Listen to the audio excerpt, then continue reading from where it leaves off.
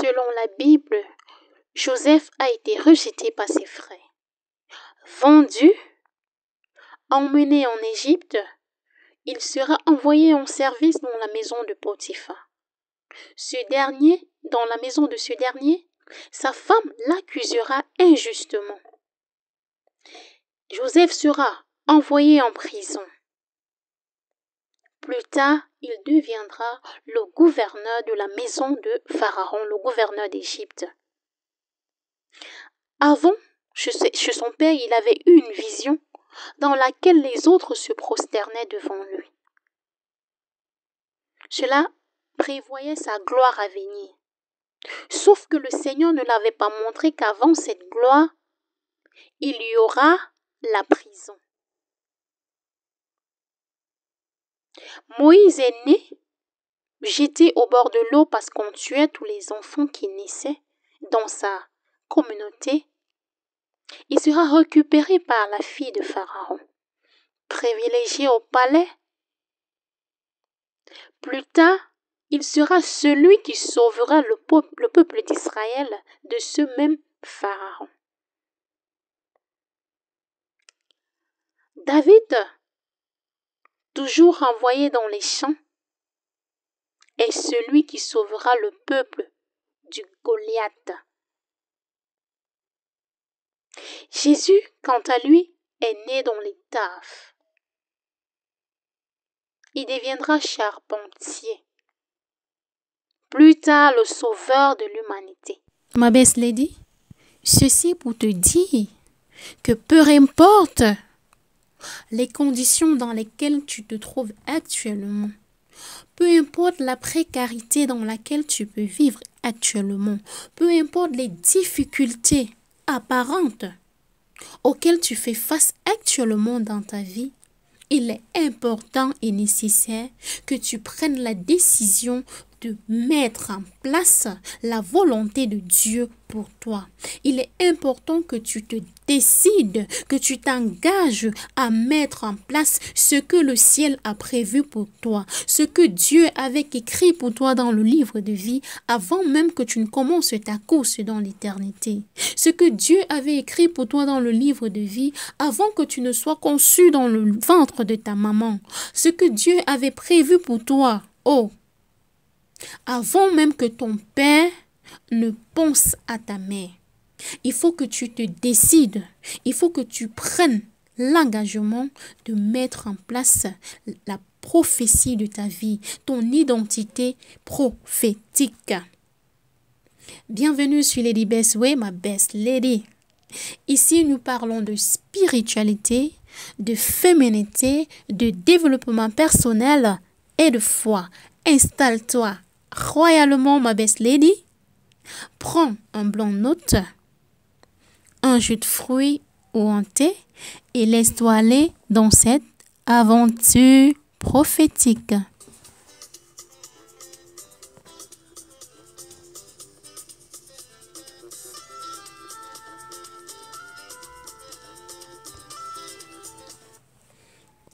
Comment passer de l'identité factuelle à l'identité prophétique? Nous partageons aujourd'hui avec vous 10 secrets à mettre en pratique pour passer de son identité factuelle à son identité prophétique. Pour le faire, il faut premièrement faire de Dieu le commencement et la fin de toutes choses dans votre vie. La parole de Dieu dit dans Genèse 1 au verset 1, « Au commencement, Dieu », il est écrit. Il est écrit « Au commencement, Dieu ». C'est-à-dire que Dieu est le commencement. C'est-à-dire que pour bien commencer cette affaire, ce projet, ce mariage, ces études, cette formation, pour bien commencer cette relation, il faut que Dieu soit le commencement. Il faut mettre Dieu au devant. Peu importe ce que tu veux faire sur le soleil, pour bien le faire, il faut mettre Dieu au commencement. La Bible dit dans le psaume 91, verset 1, Celui qui demeure sur l'abri du Très-Haut repose à l'ombre du Tout-Puissant. Encore plus loin dans le psaume 141, verset 18, l'Éternel est près de tous ceux qui l'invoquent, avec sincérité. Ma belle lady, il faut faire de Dieu le commencement et il faut le faire avec sincérité. Il faut le faire avec justice. Il faut le faire avec vérité. Et là, ce que tu commences en ce moment se réalisera certainement. Ce que tu commences en ce moment réussira parce que tu as commencé avec le commencement qui est Dieu. C'est Dieu le commencement de toutes choses. Ce n'est qu'avec lui, en fait, qu'on peut commencer. Ce n'est qu'avec Dieu qu'on peut réaliser. Deuxième chose à faire pour passer de l'identité factuelle à l'identité prophétique, il faut entrer en alliance avec Dieu. Oui, ma belle lady, signe un contrat avec le ciel. Signe un contrat avec le ciel. Faites un pacte avec le trône de la grâce. Que le monde ne t'effraie pas. Parce que tout ce qui existe en enfer, dans les ténèbres, chez le diable, n'est que la contrefaçon de ce qui existe au ciel, de ce qui existe chez Dieu. Il faut qu'il y ait une relation profonde entre Dieu et toi, ma belle lady. Il faut qu'il y ait quelque chose de très fort, de très profond entre Dieu et toi. Cette relation intime, juste lui et toi, du B2B. Dieu et ma belle lady. Rien d'autre. Ton pasteur même n'a pas besoin d'être là-dedans. Ça doit être quelque chose entre Dieu et toi. Ton mari n'a pas besoin d'être là-dedans. Juste Dieu et toi. Le Seigneur peut te demander de te préserver pour lui. Le Seigneur peut te demander, dans cette alliance que vous avez ensemble, de jeûner 3 fois par semaine. De jeûner tous les 3 premiers jours du mois, tous les 7 premiers jours du mois. De jeûner peut-être 7 fois tous les mois. En fait, de te préserver un jour de la semaine juste pour lui. De te garder juste pour Dieu. Qu'aucun homme ne pose ses mains sur toi. Tu dois être en alliance avec le trône de la grâce. Tu dois respecter tes pas du contrat. Le Seigneur peut te demander de te priver des choses, des artifices, des Brésiliens, des Péruviens. Des choses en fait, dans un certain nombre de choses que tu aimes. De te priver par exemple du sexe à un certain moment. Des friandises, de te priver des balades et d'un certain nombre de choses. Juste pour lui être agréable. Lorsque tu auras décidé, parce que c'est à toi de décider, de respecter cela, d'entrer en alliance avec Dieu, là, tout ira de mieux pour toi parce que tu pourras à ce moment demander à Dieu ce que tu veux. Parce que un contrat concerne 2 parties et chaque partie se doit de respecter ses obligations. Si tu te préserves, si tu te consacres, si tu es utile à Dieu, Dieu te donnera ce que tu demandes tant que ça entre dans sa volonté. Il te le donnera. Il te comblera. Il te bénira abondamment, ma belle lady. Troisième chose à faire dans cette vidéo pour passer de l'identité factuelle à l'identité prophétique, pour laisser apparaître dans ta vie la personne, l'être prophétique qui sommeille en toi, ton identité prophétique, ton ADN spirituel.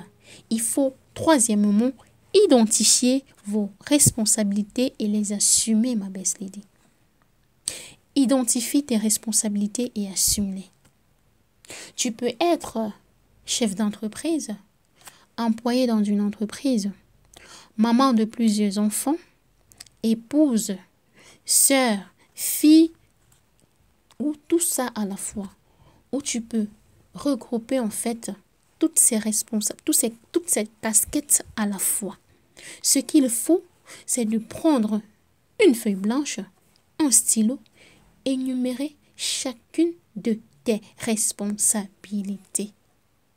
Les responsabilités professionnelles, familiales, spirituelles concernant ton engagement, concernant l'alliance que tu as avec Dieu, des responsabilités sociales, tu les énumères de façon claire, de façon à les lire audiblement. En ce moment, ton être intérieur pourra s'imprégner de ce que sont tes responsabilités et tu pourras mieux les assumer. Tu pourras facilement demander la force au Saint-Esprit pour les assumer. C'est pour cette raison qu'il faut, quatrièmement, cultiver l'amour du travail. Il faut aimer le travail, ma belle lady. Avec toutes ces responsabilités que tu as dans ta vie, il faut aimer le travail. Sinon, ces tâches deviendront comme une corvée. Tout cela deviendra comme un fardeau. Tu te sentiras étouffé, encombré, si tu ne cultives pas l'amour du travail. Il faut aimer le travail. Le travail doit faire partie de ton quotidien. Ça doit être quelque chose de normal. Il faut prier le Saint-Esprit de t'habiter, de te rendre légère, leste, pour pouvoir assumer toutes ces responsabilités. Il faut implorer la capacité d'accélération. Cette capacité d'accélération te donnera des devenus plus rapides qu'avant. Tu verras qu'avec cette capacité par le Saint-Esprit, tu pourras réaliser les tâches que avant tu prenais 2 heures, 3 heures pour faire en 30 minutes. Je te le dis par expérience. Invoque la capacité d'accélération.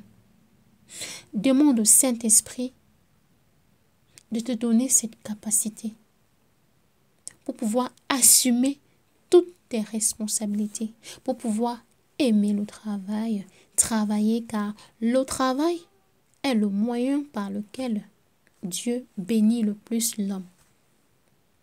Parce que lorsque tu dis à Dieu, Seigneur, envoie ta pluie, si tu n'as rien sémé, la pluie tombera bien, mais rien ne germera.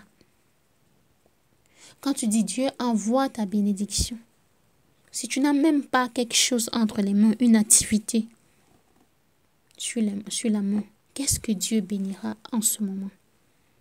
Il faut vraiment aimer le travail. Et pour mieux travailler, il faut être à mesure, cinquièmement, de planifier votre vie avec des objectifs spécifiques et des délais mesurés. Ma belle lady, il faut prendre le temps de planifier ce que vous voulez, ce que vous voulez faire dans 3 mois, dans 1 mois, dans 6 mois, dans 1 an, dans 2 ans, etc., etc. Planifiez avec le temps vos objectifs à court terme, à moyen terme, à long terme. Il faut vraiment les structurer pour pouvoir mieux les réaliser. Pour être sûr que oui, ce que vous faites en fait est en train de porter des fruits, est en train d'aller progressivement, est en train de vous amener progressivement vers l'objectif à atteindre.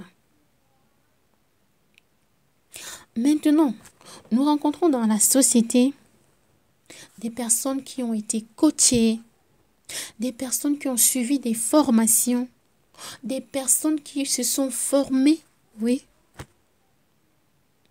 Des personnes qui ont vraiment la volonté de travailler, mais qui n'évoluent pas, qui n'avancent pas. Le problème se trouve au niveau de l'âme. Vous avez peut-être eu un passé qui vous a affecté. Vous avez peut-être grandi dans une maison dans laquelle on vous faisait croire que vous ne servez à rien, que vous n'êtes personne et que vous ne serez jamais personne. Vous avez peut-être été dans un environnement qui vous a rabaissé, qui vous a frustré, qui a fait de vous un esclave dans l'âme. Ce qui fait qu'aujourd'hui, malgré toutes les choses extérieures que vous faites, votre âme est condamnée. Votre âme vous empêche d'évoluer. C'est pour cette raison qu'à ce niveau, il faut reprogrammer votre âme. Reprogrammer votre état d'esprit à ce que vous voulez voir manifeste dans votre vie. Voyez-vous, il y a des personnes qui sont totalement remplies de peur. Au point où à chaque fois qu'elles se trouvent au devant d'une situation, elles ont déjà dit que ça va échouer. Elles n'ont même pas commencé qu'elles sont sûres que ça va échouer. Peu importe ce qui vient, non, elles vont dramatiser. Petite situation, elles ont déjà négativé. Petite situation, elles ont déjà dramatisé, compliqué. Pour elles, en fait, rien n'arrive pour rien. C'est vrai, sous le soleil, rien n'arrive pour rien. Mais pour elles, c'est toujours du négatif. Ça ne va pas donner. Tu veux faire ça pourquoi? Qui a déjà fait ça dans ta famille? Oh là là là là, qui a déjà fait ça? Non, personne n'a déjà fait, mais ça peut commencer par toi. Personne n'a déjà fait dans ta famille ou dans ta communauté, mais tu peux être le premier-né dans cette situation dans ta famille. Tu peux être le premier à le faire, à le réaliser. Pour cela, il faut reprogrammer ton âme. La meilleure façon de le faire, c'est de le faire sur 21 jours. Ça veut dire que vous prenez 21 jours, 3 semaines, pendant laquelle vous allez travailler des textes pour reprogrammer votre être intérieur. Selon la parole de Dieu, bien sûr. Vous allez être à mesure d'imprégner cela à votre être intérieur. Vous êtes la tête et non la queue. Vous êtes né pour réussir. Rien ne vous arrêtera. Vous êtes imbattable. Vous êtes indestructible. Vous êtes inarrêtable. Vous êtes inébranlable. Vous êtes enraciné en Christ Jésus. Rien, aucun vent, aucune tempête ne peut vous troubler. Il faut vous reprogrammer. Tout vous est possible parce que vous croyez en Dieu. Ma belle Lady, il faut reprogrammer ton être intérieur. Tu es la lumière du monde. Tu es né pour briller. Tu es la tête. Il n'y a plus aucune condamnation pour toi. Car Christ a payé tout sur la croix. Tout a été accompli sur la croix. Il faut reprogrammer son être intérieur. Faites-le sur 21 jours. Et vous verrez que vous allez devenir en fait une autre personne. Parce que vous allez changer de camp. Vous allez passer du camp de l'esclave, de celui qui subit la vie, au camp du roi, au camp du meneur du jeu, celui qui commande les actions de la vie.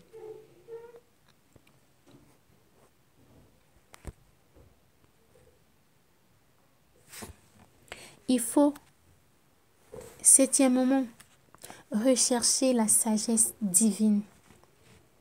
C'est très important, la sagesse de Dieu. Pour avoir la sagesse de Dieu permanemment dans sa vie, il faut aimer la prière. Il faut prier. On ne peut pas réussir sans prier. La prière, c'est un moment qui te donne non seulement de communiquer avec Dieu, ça te donne de comprendre qui est-ce que tu es vraiment. Parce que le corps n'est qu'une partie de ton être. Tu as une âme et un esprit que tu dois comprendre, que tu dois connaître.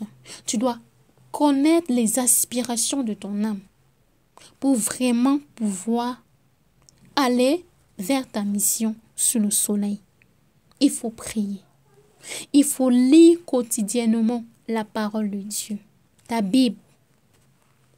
Ce n'est pas pour orner ton chevet ou encore pour susciter dans la nuit quand tu as eu un mauvais rêve pour dire feu, feu, feu, feu sur l'ennemi. Non. Ta Bible, tu ne la lis pas juste parce que tu as fait un cauchemar la nuit. Non, ma belle lady. Ta Bible, en fait, tu dois la lire quotidiennement. La parole de Dieu doit faire partie de ta vie. La parole de Dieu, en fait, c'est un mode de vie. Il faut aimer la parole. Aimer la présence de Dieu. Dieu est présent dans sa parole. Et il nous parle le plus souvent au travers de cette parole. Ma belle lady, il faut aimer la parole de Dieu. C'est très important. Il faut méditer. Il faut méditer. La méditation permet à ton être de se stabiliser. La méditation permet à ton âme de se stabiliser. Ça te fortifie. Ça évacue de toi la peur. Ça évacue de toi les stress inutiles. Et ça te stabilise spirituellement. Et lorsque tu es stable spirituellement, tu l'es forcément physiquement. Parce que le spirituel gouverne le naturel. Il faut, huitièmement, être déterminé à réussir. Il faut être motivé, il faut être discipliné et persévérant. Vous devez faire preuve d'un engagement quotidien et permanent dans votre vie. Cette discipline, en fait, ne doit pas être un choix. C'est-à-dire, je fais ce que j'ai à faire lorsque je suis contente. Non. Tu dois le faire tous les jours. Comme ta Bible, que tu aies envie de prier ou pas, tu dois la lire.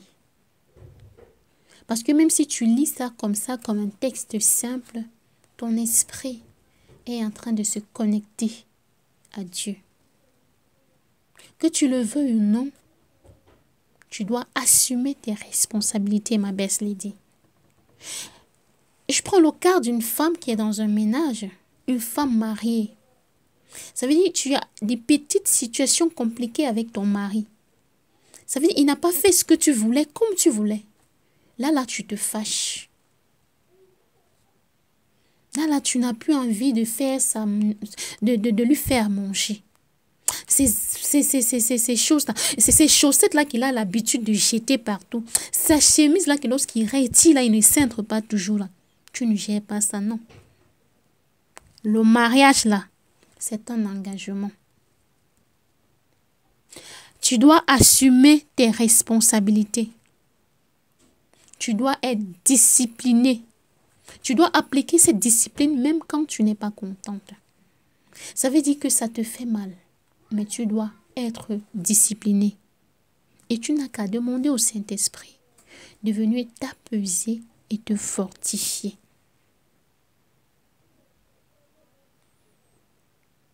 Parce que Dieu, en créant le monde, il a fait sur 7 jours. Et ce n'est que lorsqu'il avait fini de tout créer qu'il s'est reposé. C'est pour dire que lorsque tu es en train d'assumer tes responsabilités, il faut toutes les assumer. Ce n'est que lorsque tu as fini de faire ce que tu as fait, de faire le travail qui t'incombe, que tu as le droit de te reposer. Que tu as le droit de prendre une pause, en fait, pour te ressourcer. Oui. pour faire une sieste réparatrice, pour faire du bien, pour te faire du bien à toi et à ton corps. 9e moment, il faut prendre une très bonne dose, alors un max, une grande, une bonne dose de vaccin contre la jalousie, les offenses, le rejet, le mépris, les trahisons et toutes les choses semblables. Soyez immunisés. Ma belle l'a dit, il faut être immunisé contre ces choses-là. Parce que si tu es du genre, oh, on m'a fait ci, ah, c'est parce que ça a fait ça, tel m'a offensé, j'ai été méprisé, j'ai été insulté. Non, tu ne vas pas avancer. Tu n'iras pas vers le but. Tu ne pourras pas réaliser la mission qui t'attend dans cette génération. Tu ne pourras pas apporter dans cette génération ce qu'elle attend de toi. Et si tu es toujours en train de vivre sur tes émotions, petite chose qu'on a fait, tu t'es fâché. Ah, on aime les autres plus que moi. J'ai l'impression qu'on apprécie tel plus que moi. J'ai l'impression qu'elle est plus acceptée que... Non, les hommes n'ont même pas à t'accepter. Parce qu'ils ne t'ont pas envoyé. C'est Dieu qui t'a envoyé. Tu es ambassadeur du ciel sur la terre. Tu as une mission. Le plus important, c'est cette mission. C'est pour cette raison qu'il faut être immunisé contre cette chose. Et c'est au moment où tu as été le plus combattu, tu as été le plus méprisé, insulté, jaloux, tu as été le plus trahi, que tu dois être le plus forte. Tu dois faire preuve d'une force spirituelle. Tu dois faire preuve d'une force divine. Tu dois faire preuve de cette nature cielloise que tu as. On doit voir de loin en fait que tu es sur la terre, mais que tu n'es pas de la terre. Parce que tout ça en fait ne doit pas t'atteindre. Ça ne doit pas en fait t'atteindre. C'est-à-dire que lorsqu'on a fait ce qu'on espère que tu vas venir en pleurant, on espère te voir triste. On espère te voir pleurer. Non. Ma belle l'a dit. Prends note. Ce que tu fais en fait, ça veut dire que c'est en train de brûler dans le cœur. Mais tu prends en toi, tu puises en toi, là, en toi en fait, dans ton être intérieur, une force puissante. Tu te mets bien, jolie coiffure, vêtements sur mesure, stylé. Tu te fais un truc vraiment sublime, de façon que lorsque tu quitteras de loin, ton charisme divin s'imposera. Oh, lorsque tu viendras au loin, en fait, ce quelque chose du ciel en toi s'imposera. Tes ennemis n'auront qu'à avoir des AVC. Tes ennemis n'auront qu'à tomber pata en ligne. Parce que tu es inébranlable.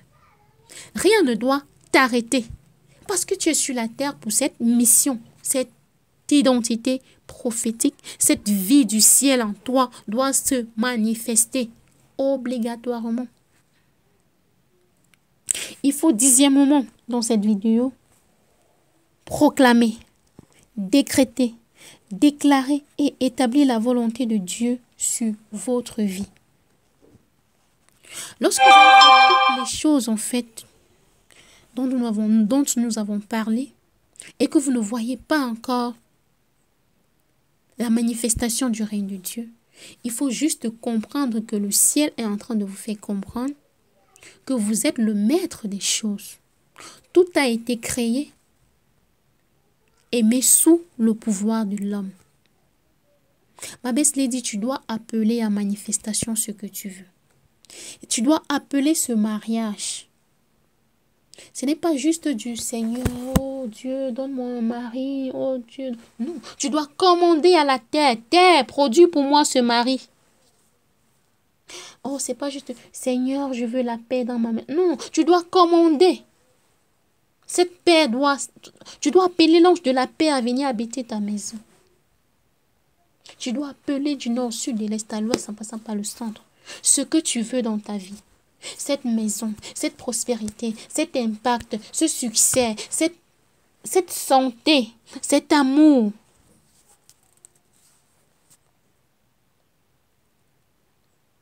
Tu dois appeler tout ce que tu veux voir en fait dans ta vie. Tu dois décréter, déclarer la volonté de Dieu sur ta vie. Confesser les paroles de foi sur ta vie, sur ta maison, sur ton mariage, sur tes projets, sur tes activités. Tu dois le faire de façon permanente et quotidienne. Toutes ces choses prendront place. Parce que en fait, dans l'univers spirituel, dont l'homme est le maître, quand je parle de l'homme, c'est avec grand H, il a à son service des anges. Ce qui fait que parfois tu pries pour une situation et après l'ordre s'est rétabli. Les anges à ton service ont fait le travail. Ils ont remis l'ordre là où il y avait le désordre. Ils ont juste exécuté tes ordres. Ma best lady, mais en pratique, c'est 10 secrets importants pour manifester la volonté parfaite de Dieu dans ta vie. Et viens nous laisser un commentaire. Lâche un pouce bleu, active la cloche de notification, partage surtout ce contenu à une femme, car cela va vraiment apporter une plus-value significative dans sa vie. Ce contenu t'a intéressé? Merci de nous le laisser, de nous le dire en commentaire. Cela nous encourage, cela nous donne vraiment un plus d'énergie pour travailler sur des nouveaux contenus prochainement. Ma best lady, tu le sais, il y a un seul chemin, une seule vérité et une seule vie. Je te prie d'associer la sagesse divine à tes actions et le lendemain aura soin de toi.